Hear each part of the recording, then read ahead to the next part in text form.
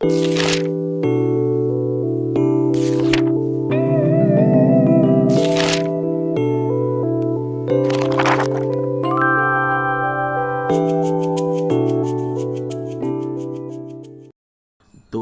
ये parliament reporter series के लिए 155 शब्द प्रति मिनट की गति से डिक्टेशन होगी। अगर आप हमारे चैनल पर नए हैं तो चैनल को सब्सक्राइब जरूर कर लें और बेल आइकन को दबाना बिल्कुल भी ना भूलें, ताकि हमारी आने वाली सारी लेटेस्ट वीडियो आप तक सबसे पहले पहुंच सके। तो चलिए फ्रेंड्स, देर ना करें, शुरू करते हैं। स्टार्ट। महोदय, मैं इस बात पर भी जोर देना चाहूँगा कि इस स्थिति का वास्तविक हल बेहोशी की दवा देकर नहीं किया जा सकता। इससे रोग के लक्षणों की उग्रता को तो कुछ समय के लिए भूला जा सकता है, पर अंततः तो रोग बढ़ ही जाता है। सभी जगह राजनीतिज्ञों की इस उलझन को मैं समझता हूँ, जो बड़े उपायों पर सच्ची सहमति न होने के अभाव में तात्कालिक लाभ के उपायों को ही प्राथमिकता देने लगते हैं।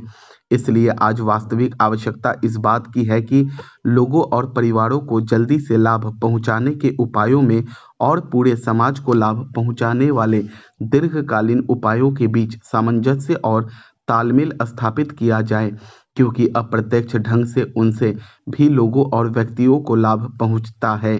इसलिए हमारा कार्यक्रम ऐसा होना चाहिए जो व्यक्ति, परिवार और समाज सभी के लिए उपयुक्त हो, और माइक्रो स्तर पर तीनों तरफ चलने वाले हमारे प्रयास एक ओर मिल जाएं। हमारी 8वीं योजना में इसी बात पर जोर दिया गया है। इस योजना में ग्रामीण विकास की राशि में भारी वृद्धि की गई है, जो 11,000 करोड़ रुपए से बढ़ाकर 30,000 करोड़ रुपए कर दी गई है। इसमें जिन कार्यक्रमों को शामिल किया गया है उनमें रोजगार पैदा करना, रोजगार का आश्वासन देना, समन्वित बाल विकास योजनाएं, टीकाकरण, शिक्षा और अन्य कई सामाजिक आवश्यकताएं पूरी करने वाली योजनाएं भी शामिल हैं। इस बात की आवश्यकता हमेशा बनी रहती है कि समय समय पर लोगों की जरूरतों और मांगों को देखते हुए उनमें हमेशा यथोचित सामंजस्य किया जाना चाहिए। तथापि केवल इतना ही पर्याप्त नहीं होता कि योजनाएं शुरू कर दी जाएं। योजनाएं शुरू करने के साथ साथ यह भी जरूरी होता है कि लोगों को उन्हीं की भाषा में शिक्षित करने और समझाने के लिए एक व्यापक साधन और सतत अभियान चलाया जाए, ताकि उनके समझने और देखने के ढंग में जो छिद्र या गलत फहमी है उसे दूर किया जाए, क्योंकि प्रायः उसके कारण विभिन्न प्रकार के आंदोलन शुरू हो जाते हैं। इसलिए गांवों में उन्हें समझाने के माध्यम में परिवर्तन करना अत्यधिक महत्व का है, और मुझे इस बात का निश्चय नहीं कि इस दिशा में हमने जो कुछ करना है क्या वह हम कर चुके हैं। प्रगति और वृद्धि की दर में तेजी लाने के मार्ग पर चलने के लिए सामूहिक प्रयास की जरूरत होती है। यह जरूरी है कि सरकार प्रक्रिया संबंधी बाधाओं को दूर करे, ताकि ऐसा वांछित वातावरण बन सके, उद्यम करने की भावना बढ़ सके, उसका विकास हो सके और वह पनप सके। हमने यही करने की चेष्टा की है। अब यह काम उद्यमियों का है कि पूंजी निवेश करके उत्पादन बढ़ाकर तथा अधिक कुशलता लाकर ज़्यादा रोजगार पैदा करें और आय बढ़ाएं। आय बढ़ने के साथ साथ मांग बढ़ेगी और इस तरह उत्तरोत्तर वृद्धि का चक्र शुरू हो जाता है। महोदय, इस तरह पूरा पिरामिड बढ़ता जाएगा। यह विचार बड़ा स्पष्ट और सरल लगता है, परंतु जब इसे हमारे जैसे विशाल आकार, जनसंख्या और सामाजिक जटिलताओं वाले देश पर लागू किया जाता है तो इसे कार्यान्वित करना अत्यंत दुष्कर कार्य हो जाता है। अब चूंकि प्रगति और वृद्धि के लिए वातावरण अधिक अनुकूल बन गया है, इसलिए अब संसाधनों का प्रश्न सामने आता है। टेक्नोलॉजी, गुणवत्ता, उत्पादकता और प्रतियोगिता के प्रश्न सामने आते हैं। इन प्रश्नों पर विचार करते समय हमें विदेशी कारकों की समस्या पर भी ध्यान रखना पड़ता है। इस संदर्भ में विदेश से निवेश और टेक्नोलॉजी अपने देश में आती रहे, यह प्रश्न प्रासंगिक बन जाता है। बाजार में प्रवेश मिलने का प्रश्न भी महत्वपूर्ण बन जाता है। हमें अपनी अर्थव्यवस्था को विश्व अर्थव्यवस्था के एक भाग के रूप में ही देखना चाहिए। हम एक अलग थलग द्वीप बनकर नहीं रह सकते।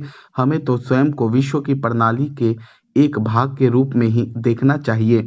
इसी के साथ द्वीप का भी अस्तित्व बने रहना चाहिए और राष्ट्रीय हितों को भुलाया नहीं जा सकता। जिसे विश्वव्यापीकरण कहा जाता है वह विश्व का एक भाग बनने का प्रयास मात्र है। इसके बाद ही हम शेष से यह आशा कर सकेंगे कि वह हमें हमारी आवश्यकता की चीजें प्रदान करे। मुझे विश्वास है कि ऐसा करते समय विसम्मति की कोई आवाज नहीं होगी, किंतु हम विश्वव्यापीकरण महज उसी की खातिर नहीं कर रहे। यह तो विशिष्ट रूप से भारत के लोगों के हितों को ध्यान में रखते हुए किया जाना चाहिए, क्योंकि शून्य देकर केवल शून्य ही मिलता है। इसलिए हम अपना लक्ष्य तभी प्राप्त कर सकते हैं जब हम यह दिखा दें कि इससे देने वाले और लेने वाले दोनों का लाभ है। विश्व अर्थव्यवस्था आज अधिकांशतः बाजार की ताकतों के सहारे चल रही है, और यदि हम इन बातों को अनदेखा कर देंगे तो इससे हमें भी भारी हानि उठानी पड़ेगी। अपने प्रयासों में हमने इस वास्तविकता को स्वीकार करने का प्रयास किया है। विश्वव्यापीकरण से हम अभिभूत नहीं हैं, परंतु हम अपनी ओर से यथार्थ को समझने की पूरी चेष्टा करते हैं। कुछ आलोचकों ने यह कहा है कि विदेशी निवेशकर्ता हमारी अर्थव्यवस्था पर छा जाएंगे। इस संबंध में मैं केवल यह कह सकता हूं कि अब तक यद्यपि हमारी नीतियों पर अच्छी प्रतिक्रिया हुई है और विदेशी निवेश आकर्षित हुआ है, परंतु यह हमारी जरूरतें पूरी करने के लिए नितांत अपर्याप्त है। आपको देखकर मुझे ऐसा नहीं लगता कि हमारे ऊपर कल विदेशी निवेशकों के छा जाने का खतरा लग रहा है। मुझे लगता है कि यहाँ उपस्थित आप लोगों में आत्मविश्वास की भावना बड़ी प्रबल है, और यही इस प्रकार की आलोचनाओं का सही उत्तर है। मैं विदेशी निवेश के प्रस्तावों की दो विशेषताओं को दोहराना चाहूँगा, ताकि हर व्यक्ति इस बारे में आश्वस्त हो जाए। सज्जनों और देवियों, विगत 2 दशकों से मेरा संपर्क जहाँ तक कार्यालयीन कार्यभार का प्रश्न है, देश के विभिन्न भागों में कार्यरत स्वैच्छिक हिंदी संस्थाओं से रहा है।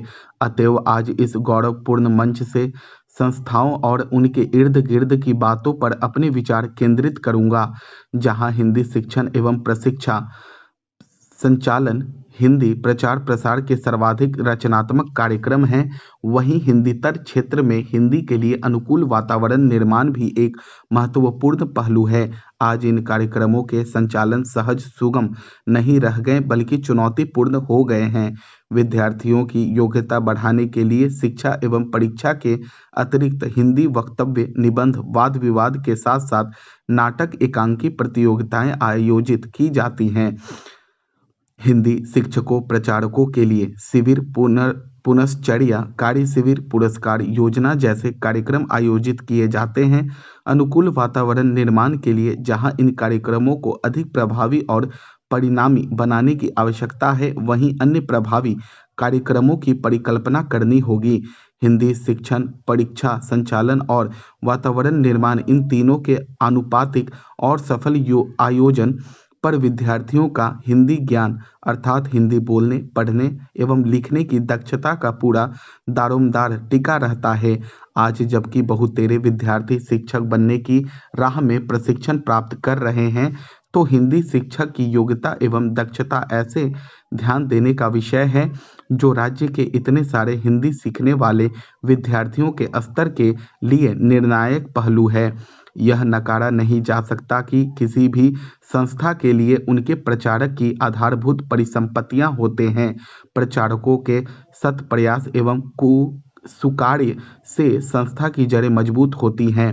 वास्तव में हिंदी की प्रचार योजनाओं का सफल कार्यान्वयन सभी संबंधित पक्षों के प्रयास में समन्वय से ही संभव है। संस्था के पदाधिकारी, कार्यकर्ता, प्रचारकगण, विद्यार्थी और अंत में किंतु कदापि कम नहीं सरकारी व्यस्तता के तालमेल पर इन सबके कार्यों के उचित समन्वय का प्रयत्न स्वस्थ दृष्टि से निरंतर जारी रहना चाहिए, और यह भी ध्यान रहे कि जाने अनजाने दामन में दाग न लग जाए। भारत ग्रामों का देश है और अधिकांश भारतीय जनता ग्रामों में बसती है। नगरों और शहरों के नागरिकों को शिक्षा की कई सुविधाएं प्राप्त हैं, यूं उन्हें हिंदी पढ़ने के यथेष्ट अवसर उपलब्ध हो जाते हैं। अब आवश्यकता इस बात की है कि ग्रामवासियों को भी हिंदी सीखने के अधिक अवसर प्रदान किए जाएं। हिंदी राष्ट्रीय अस्मिता, राष्ट्रीय पहचान, राष्ट्रीय गौरव की भाषा है। यह राष्ट्रभाषा, राजभाषा घोषित तो हो चुकी है, किंतु अब तक इसे अपना उचित स्थान प्राप्त नहीं हुआ है।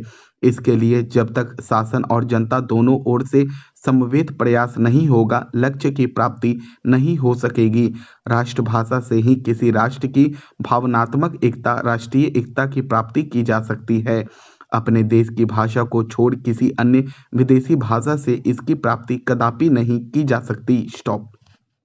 दोस्तों, ये पार्लियामेंट रिपोर्टर सीरीज के लिए डिक्टेशन थी। आप इसे लिखें, एक बार ना लिखा जाए, 2 बार लिखें, 3 बार लिखें, कोई टेंशन लेने की ज़रूरत नहीं है। अगर आपको ये वीडियो अच्छा लगे तो लाइक ज़रूर करें, कमेंट करना बिल्कुल भी ना भूलें। अगर आप हमारे चैनल पर नए हैं तो चैनल को सब्सक्राइब जरूर कर दें और बगल में जो बेल आइकन दिख रहा है उसे दबाना बिल्कुल भी ना भूलें, ताकि हमारी आने वाली सारी लेटेस्ट वीडियो आप तक सबसे पहले पहुंच सके। तो चलिए फ्रेंड्स, मिलते हैं नेक्स्ट वीडियो में, तब तक के लिए बाय बाय।